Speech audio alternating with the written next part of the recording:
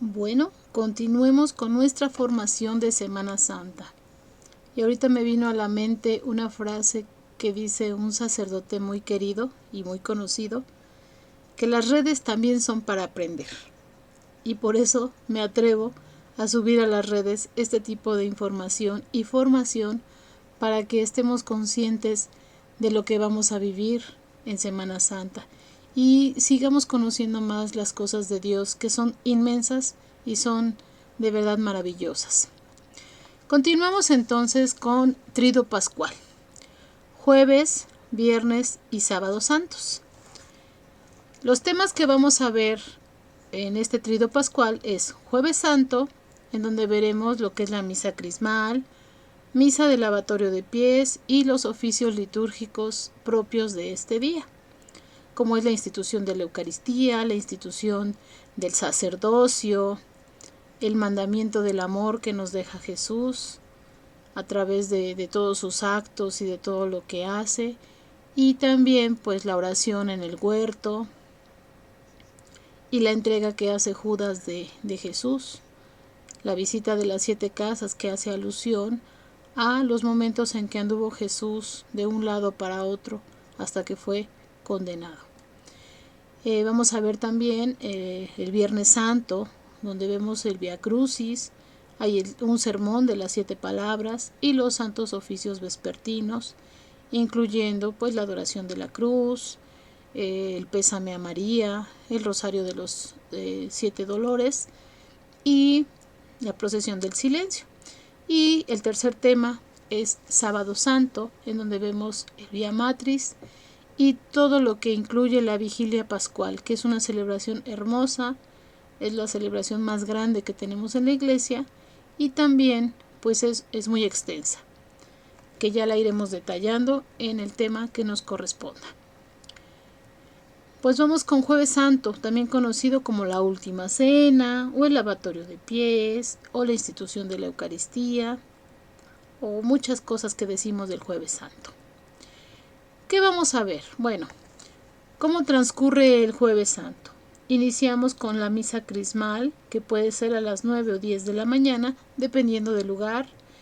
La Última Cena, que puede ser a las 5 de la tarde o 6, también depende del lugar donde se celebre. El lavatorio de pies, que es dentro de la Eucaristía, de la misa.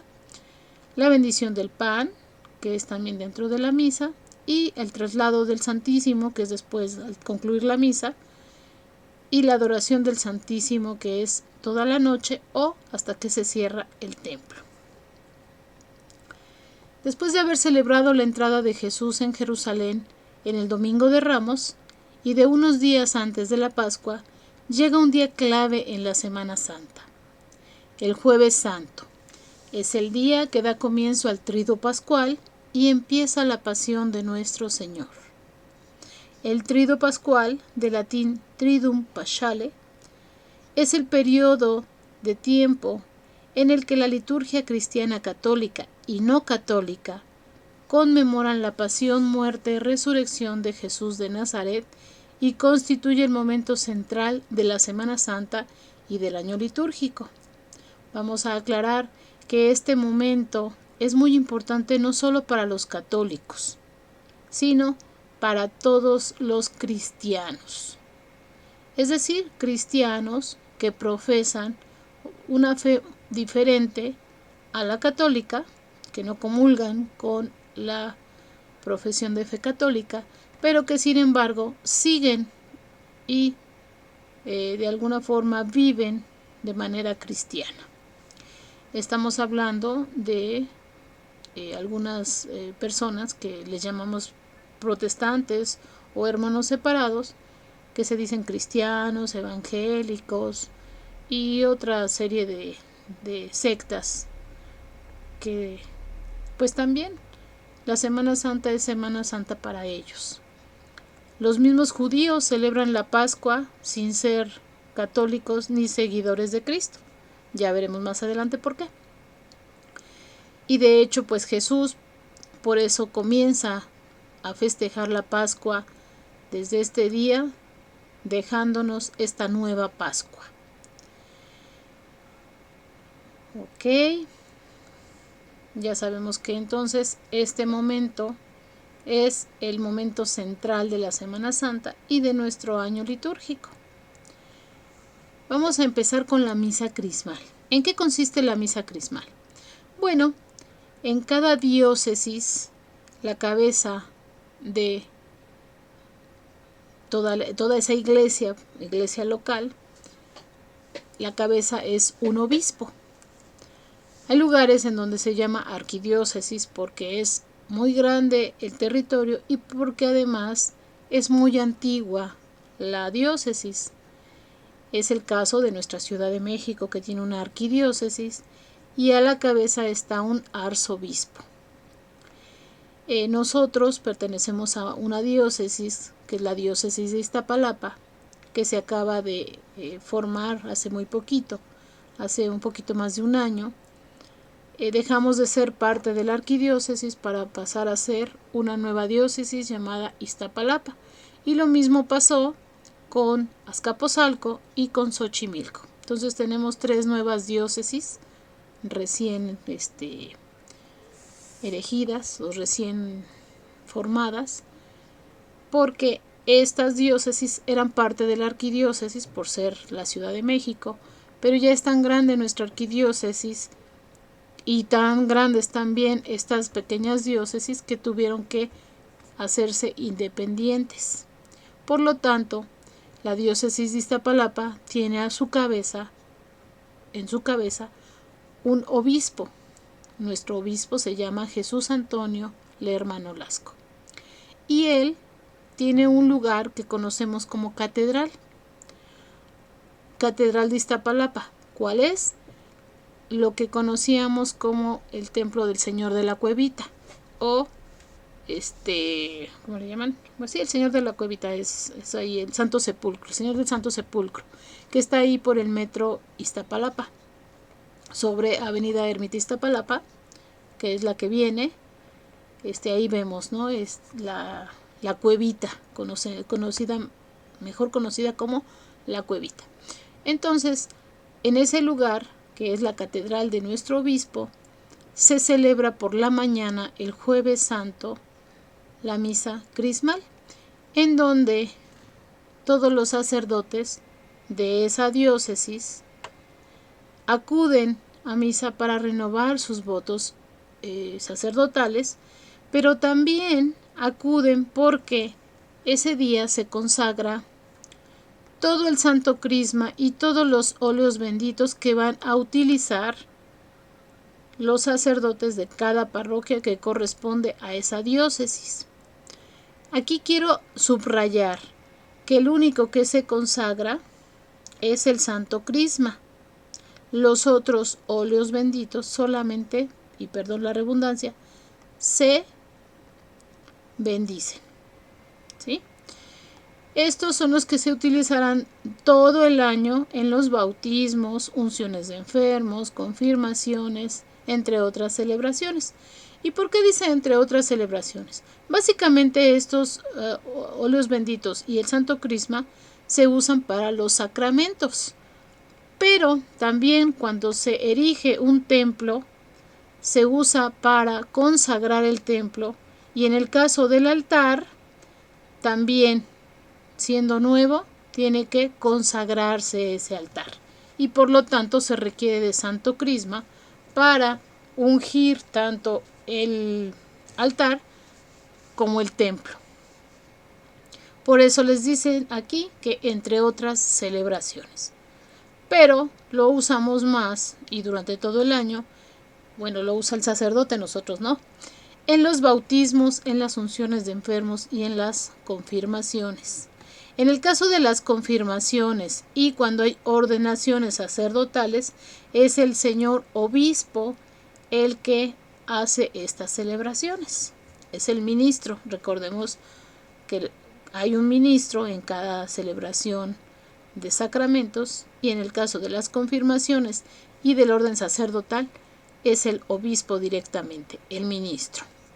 Bueno, ¿qué celebramos el Jueves Santo? El Jueves Santo se celebra particularmente lo siguiente: la última cena. Fue su última celebración de la Pascua judía, pero orientó la celebración hacia la nueva Pascua, hacia la Eucaristía, celebrada por mandato suyo y en conmemoración suya. Cada que estamos en misa, cada que estamos celebrando una Eucaristía, estamos regresando al momento en el que Jesús está entregando su vida por nosotros. Estamos haciendo una conmemoración. Estamos yendo a ese momento, viviendo ese momento. Este es el día en que se instituyó la Eucaristía, el sacramento del cuerpo y la sangre de Cristo, bajo las especies de pan y vino. Cristo tuvo la última cena con sus apóstoles y por el gran amor que nos tiene, se quedó con nosotros en la Eucaristía para guiarnos en el camino de la salvación. Todos estamos invitados a celebrar la cena instituida por Jesús.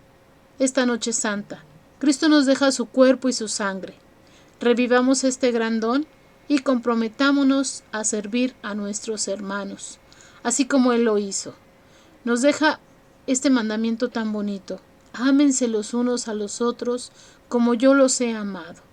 Y una forma de amarnos es servirnos, dándonos y donándonos nosotros a los demás. Es como demostramos ese amor que tenemos a Dios, a Cristo. Estamos siguiendo su mandamiento. También viene el lavatorio de pies y el mandamiento nuevo del amor, que ya ahorita se los estaba mencionando. Con este gesto tan significativo del lavatorio de pies, Jesús nos recuerda que el servicio a los hermanos es la mejor manera de servirle y de ser grandes, pues Él no ha venido a ser servido, sino a servir. Qué bonito, de verdad, qué bonito ejemplo nos deja Jesús. El servir. Yo no vine a que me sirvan. Soy rey, pero no soy de este mundo y por lo tanto no es lo mismo que en este mundo. Para mí, el que quiere ser grande tiene que servir. Así de fácil. Se tiene que hacer pequeño ante los demás para ser grande en el reino. Muy diferente a lo que pasa en este mundo. Eso es que era Dios. Dios se hizo hombre y vino a servir. Entonces, ¿qué nos deja Jesús? Y aquí yo le subrayo. Nos deja la humildad, el servicio y el amor. Eso nos deja. Todo esto, estos tres, se entrelazan aquí para mostrarnos el camino efectivo al cielo. ¿Realmente quieres llegar al cielo? Bueno, pues tienes que ser humilde, servicial y dar todo el amor posible. Jesús en este pasaje del Evangelio nos enseña a servir con humildad y de corazón a los demás.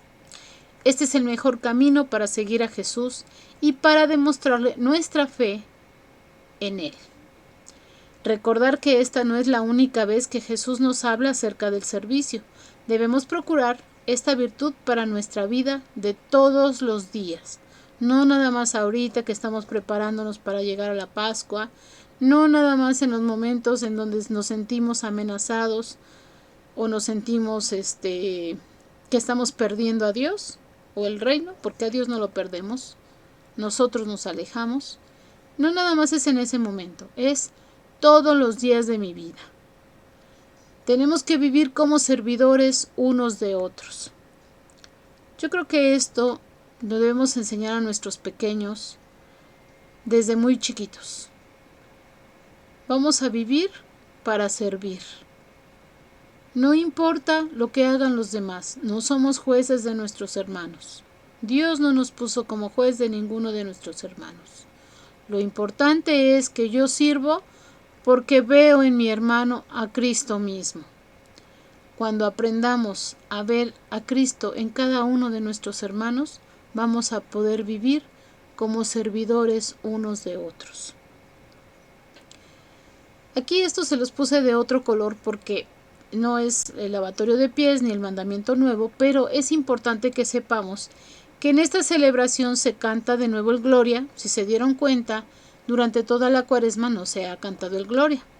Es el honor y gloria a ti, Señor Jesús, solamente, pero no gloria como tal. A la vez que se tocan las campanas.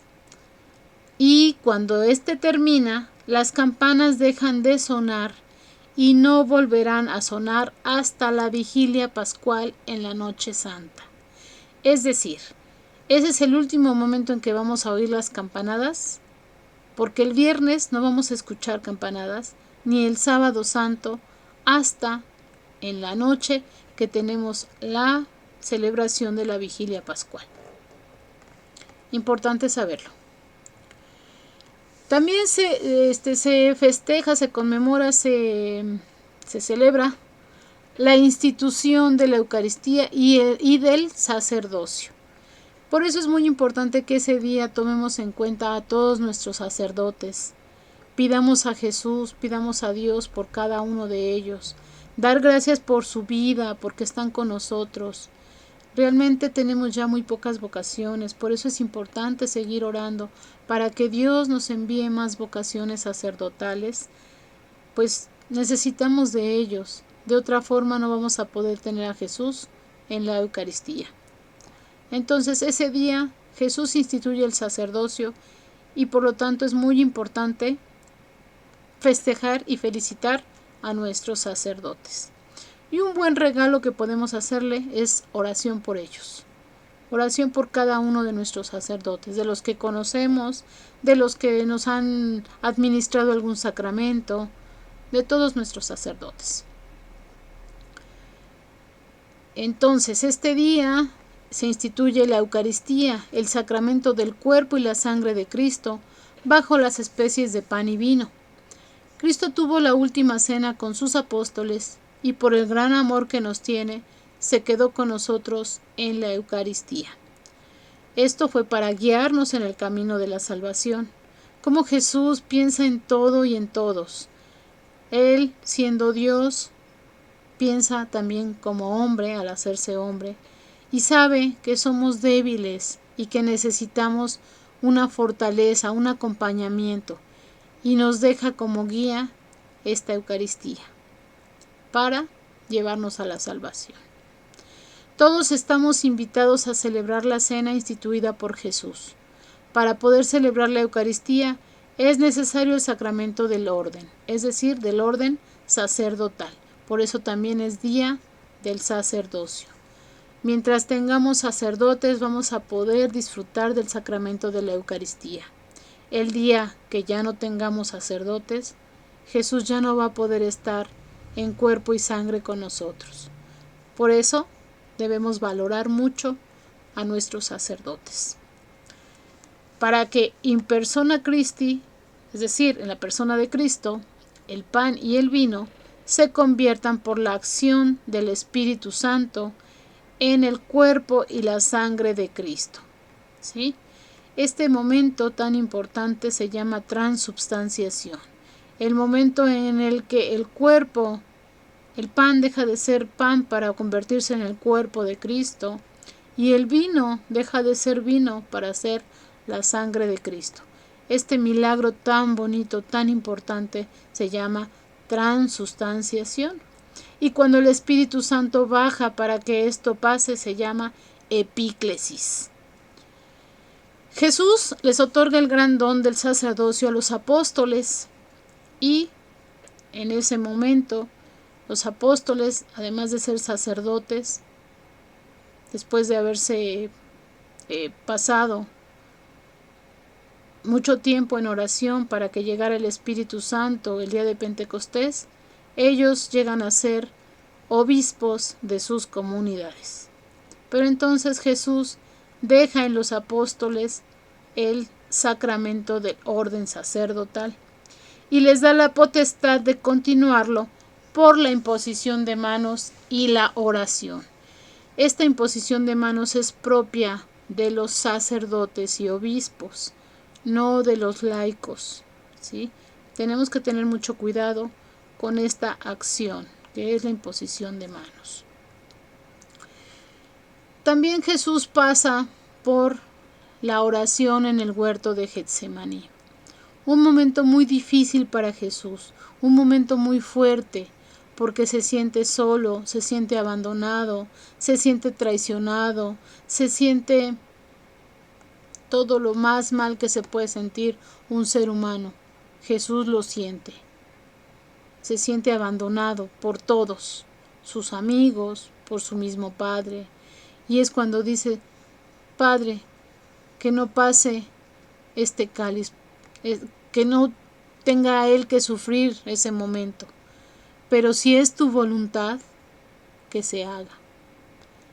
Qué ejemplo tan hermoso nos deja Jesús cuando nos dice, hablándole al Padre, que se haga tu voluntad. No quiere sufrir y sabe a lo que va. Sin embargo, se pone en manos de Dios y le dice que se haga tu voluntad.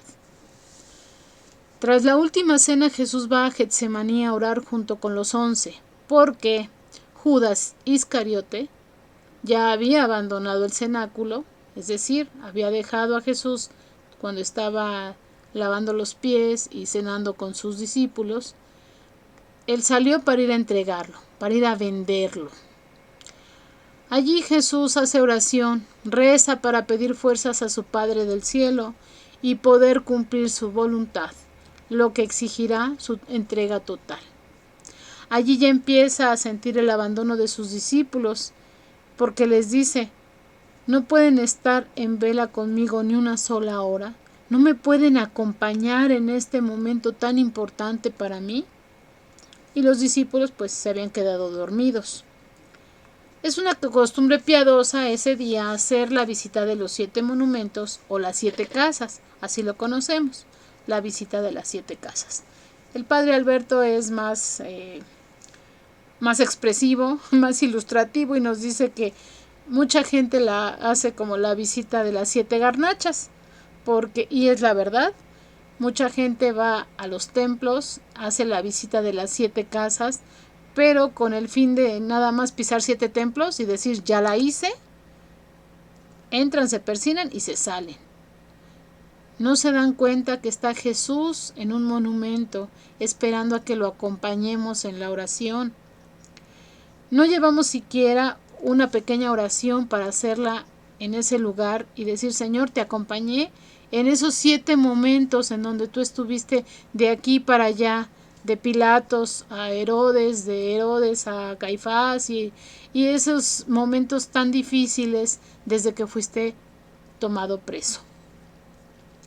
Entonces es de las 7 garnachas porque entramos, nos persinamos y salimos a ver. Aquí en este templo o en esta parroquia venden ricos los churros. Y se van a otra y ahí son ricos los hot cakes. Y se van a otra y son ricos los esquites. Y se van a una cuarta y bueno, los buñuelos no se pueden perder, ¿no? Y así se van hasta que visitan sus 7 casas y se traen sus 7 garnachas. Esperemos que este año no se haga así. Bueno, a pesar de que estamos en pandemia y sabemos que no podemos andar aquí y allá, y esto lo podemos ver desde el internet, se va a estar transmitiendo. Entonces esperemos poder seguirlo en ese momento y estar en oración junto con los hermanos que nos van a ir guiando esta oración, que es muy importante porque estamos acompañando a Jesús en estos últimos momentos. Entonces se tiene que hacer horas santas de oración ante el monumento y acompañar a Jesús hasta la celebración del Viernes Santo. También se puede hacer esta lectura del Santo Evangelio según San Marcos 14 del 32 al 42, en donde se reflexiona con Jesús en lo que sentía en esos momentos: su miedo, la angustia ante la muerte, la tristeza por ser traicionado, su soledad, su compromiso por cumplir la voluntad de Dios, su obediencia a Dios Padre y su confianza en Él. Las virtudes que nos enseña Jesús este día, entre otras, son la obediencia, la generosidad y la humildad. Y aquí tradúzcase generosidad al donarse uno mismo, al ser generoso, no escatimar y darse uno mismo al 100%. Los monumentos y la visita de las 7 casas. Se acostumbra, después de la misa vespertina, a hacer un monumento para resaltar la Eucaristía. Es decir, Jesús ya no está en el sagrario. Ese traslado que se hace esa procesión que se hace, en donde sale Jesús del sagrario y se lleva a un monumento, es porque Jesús va a morir.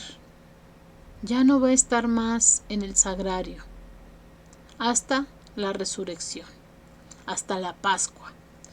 Entonces es importante que sepamos que Jesús Eucaristía está expuesto en ese monumento y se traslada y se expone de una manera solemne para que nosotros, los fieles, hagamos adoración a Jesús.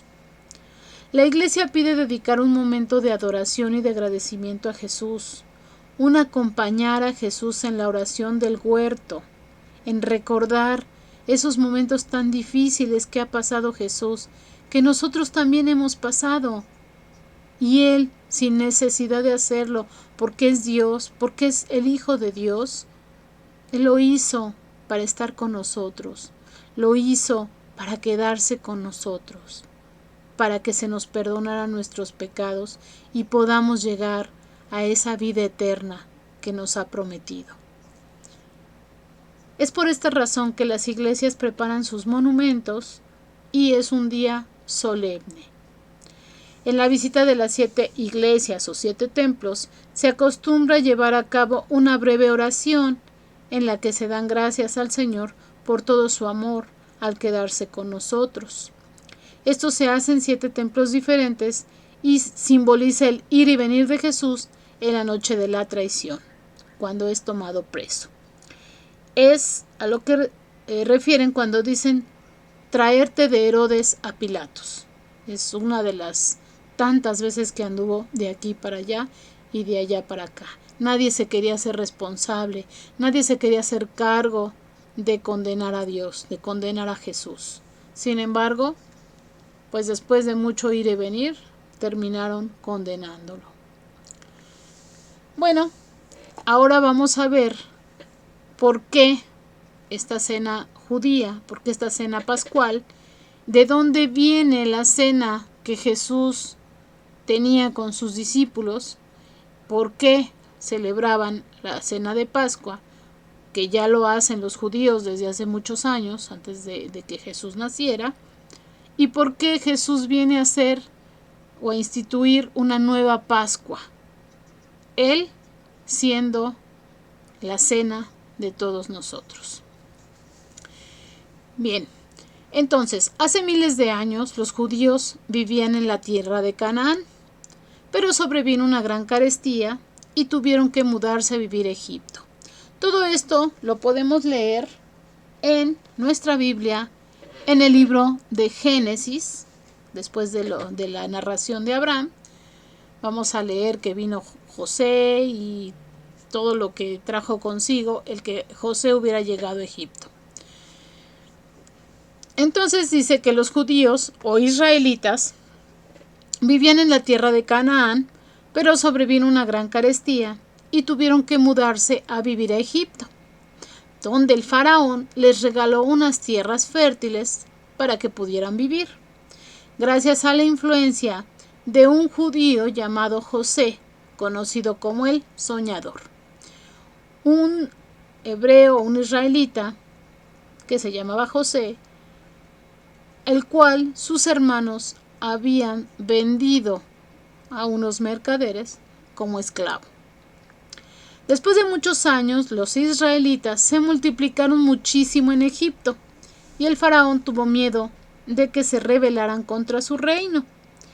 Y entonces ordenó matar a todos los niños varones israelitas, ahogándolos en el río Nilo. Sin embargo, en ese tiempo Moisés era muy pequeñito y su mamá logró salvarle la vida o que sobreviviera de esta matanza, porque su mamá precisamente lo puso en una canasta que hoy conocemos como Moisés. En una canasta lo puso en el río al bebé y es encontrado por, aquí dice la hija del faraón, pero en la palabra dice la hermana del faraón. La hermana del faraón se hace cargo de este bebé y lo cría como si fuera su mamá, buscando una nodriza y concluyendo que la nodriza terminó siendo la misma mamá de Moisés. Sin embargo, nadie lo sabía. El faraón convirtió en esclavos a los israelitas, encomendándoles los trabajos más pesados. Dios eligió a Moisés para que liberara a su pueblo de la esclavitud. Sin embargo, no fue fácil, porque el faraón no accedía a liberarlos. Entonces Dios mandó caer 10 plagas sobre Egipto. La última plaga fue la muerte de todos los primogénitos del reino, incluyendo a todos los animales y pues obviamente a los humanos. Todo lo primogénito moría. Pero para que la plaga no cayera sobre los israelitas, Dios ordenó a Moisés que cada uno de ellos marcara la puerta de su casa con la sangre de un cordero, y le dio instrucciones específicas para ello. Le dijo: en la cena cada familia debía comerse entero a un cordero asado sin romperle los huesos. Si la familia era muy pequeña, tenían que unirse a otra familia pequeña para que entre todas las familias, las 2 o 3 familias que se unieran, se terminaran completamente ese cordero. No podían dejar nada. Aquí dice, no debían dejar nada porque al día siguiente ya no estarían ahí. Para acompañar al cordero debían comerlo con pan ácimo. El pan ácimo es el que no tiene levadura. Sí, son como tortillas de harina, pero un poco más gruesas, que solamente se hacen con agua y un poquito de aceite. Y con hierbas amargas. Las hierbas amargas ayudarían a que tuvieran menos sed, a que no estuviera nada salado, ¿sí? Y que no tuvieran que tomar mucho líquido, ya que tendrían que caminar mucho en el desierto. El pan, al no tener levadura, no se haría duro y lo podrían llevar para comer en el camino, sin el riesgo de que estuviera duro y no pudieran morderlo. Les mandó comer de pie y vestidos de viaje, con todas sus cosas listas, ya que tenían que estar preparados para salir cuando se les avisara. Al día siguiente, el primogénito del faraón y de cada uno de los egipcios amaneció muerto. Esto hizo que el faraón accediera a dejar a los israelitas en libertad y estos salieron a toda prisa de Egipto.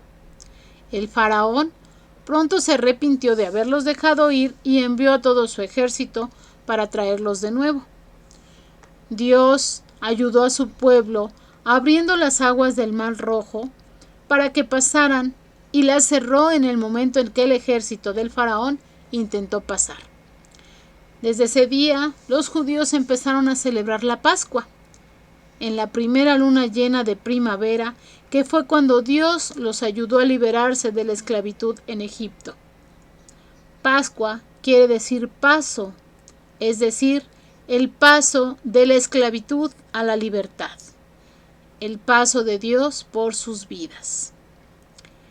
Los judíos celebran la Pascua con una cena muy parecida a la que tuvieron sus antepasados en la última noche que pasaron en Egipto. La fiesta de la Pascua se llama Pesá o Pasá y se celebra en recuerdo de la liberación del pueblo judío de la esclavitud de Egipto. Esto lo hacen al llegar la primavera, del 15 al 21 del mes hebreo del Nisán, en la luna llena. Entonces, por eso es muy importante que sepamos que con la luna llena de primavera, la primera luna llena de primavera es la que nos indica que estamos en Semana Santa y estamos por celebrar nuestra Pascua. Como ven, este es el antecedente de nuestra Pascua. La Pascua judía es antecedente de nuestra Pascua, pero en nuestra Pascua el cordero que comemos es el mismo Cordero de Dios, el que quita el pecado del mundo. Es decir, Jesús.